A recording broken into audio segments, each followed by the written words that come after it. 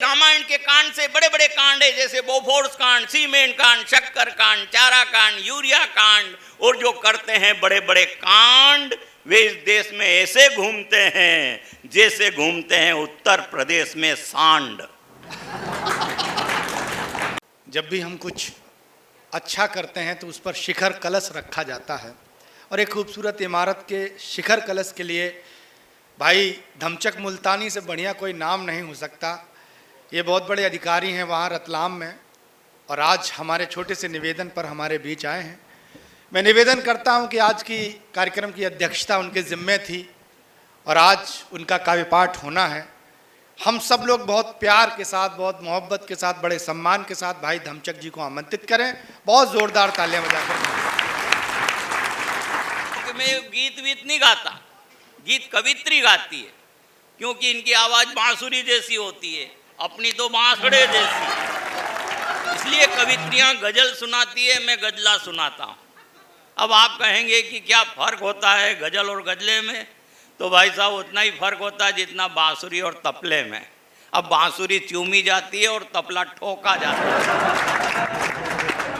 अच्छा, ये संचालक जी मुझसे कह रहे थे कि यार धमचक जी कोई हास्य की कविता सुनाना, नहीं तो श्रोता चले जाएंगे। अरे मैंने कहा चिंता मत करो, एक भी श्रोता नहीं जाएगा। किसमें इतनी हिम्मत जो आधी रात में घर जाकर अपनी सोती हुई शेरनी को जगाएगा।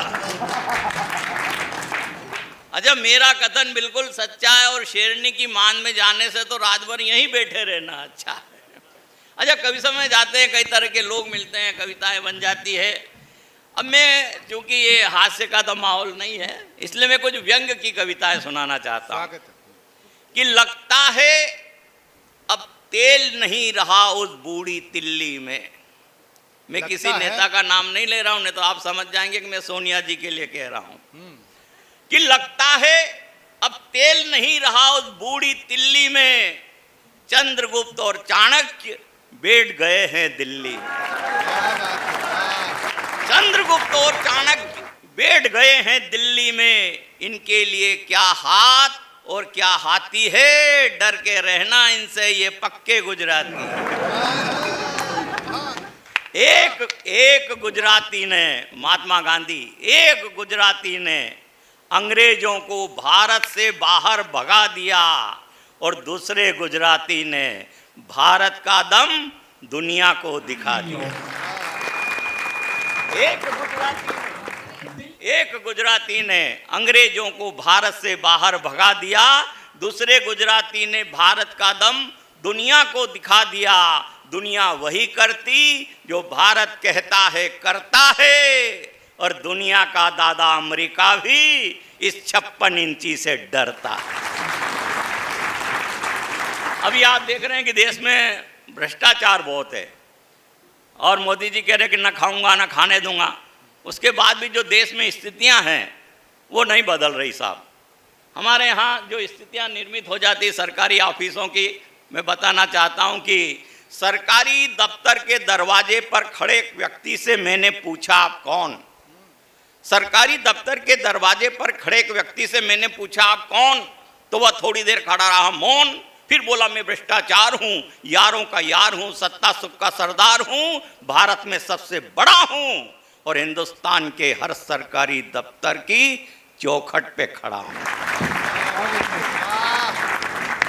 सुख सुविधाओं के जितने हिस्से हैं, इन सब में मेरे ही किस्से हैं, इसलिए दुनिया मेरे गुण गाती है, और बड़े आदमी के बदन से मेरी ही बू आती है।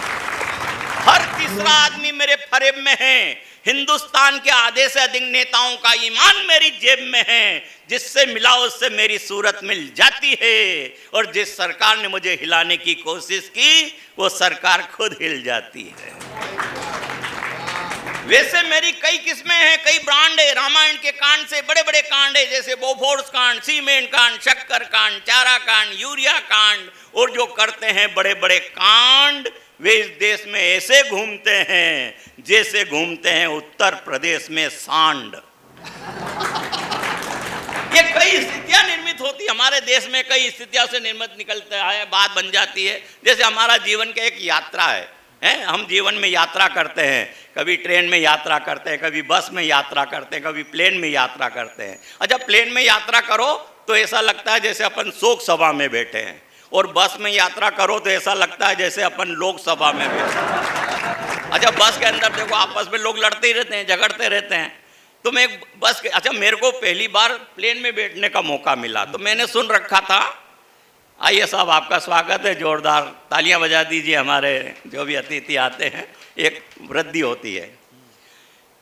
मेरे को पहली बार प्लेन में बैठने का मौका मिला। मैंने सुन रखा था जब प्लेन ऊपर उठता है तो नीचे आदमी चींटी जैसा दिखाई देता है। तो मैंने पास वाले सज्जन से कहा, देखो भाई साहब नीचे चींटी दिखाई दे रहा है। तो बोले चींटियाँ नहीं है, अभी ये आदमी नहीं है, चींटियाँ ही, अभी प्लेन उड़ा नहीं है। तो कई प्रकार की जो घटना घटती है बस के अंदर, उससे मैं जोड़ना चाहता हूँ कि सरकारी बस भरी थी, ठसाठस, जगह नहीं थी, फिर भी लोग चढ़ रहे थे। कुछ लोग चढ़ने के लिए कुश्तियां लड़ रहे थे। कंडक्टर जो मन में आए बोलता था, यात्रियों को कपड़ों की पोजीशन से तोलता था। मैंने कंडक्टर से कहा, यह खटारा कब जाएगा? वह थोड़ी देर सोच कर बोला, जब कचरा भर जाए। फरमाइए। मैंने कहा एक टिकट चाहिए। वो बोला कौन सी क्लास का दूं, फर्स्ट का, सेकंड का, थर्ड का? प्रश्न सुनकर मैं आश्चर्य में पड़ गया। मैंने कहा यार कंडक्टर, तुम्हारा भेजा तो नहीं सड़ गया? बड़ा विचित्र सवाल है, ये सवारी बस है कि सिनेमा हॉल है? वो बोला 3-5 मत कीजिए, लेना हो तो टिकट लीजिए, अन्यथा जाइए, चलते फिरते नजर आइए। मैंने कहा प्लीज इतना तो समझाइए, फर्स्ट, सेकंड व थर्ड में तकरीबन कितने रुपयों का अंतर आएगा? वो बोला अंतर इस प्रकार आएगा, जो फर्स्ट क्लास का टिकट खरीदेगा सीट पर अड़ा रहेगा, जो सेकंड का खरीदेगा वो खड़ा रहेगा, और जो थर्ड क्लास का टिकट पाएगा बस खराब होने पर धक्का लगाएगा। इतने में कंडक्टर ने घंटी बजाई, ड्राइवर बोला कर भला सो हो भला। इसी उच्चारण के साथ उत्तर प्रदेश का आर्यभट्ट चला। अब बस चली, धक्का आया, मैं पास खड़ी एक महिला से टकराया, भबक कर बोली, ओ सूरदास दिखाई नहीं देता?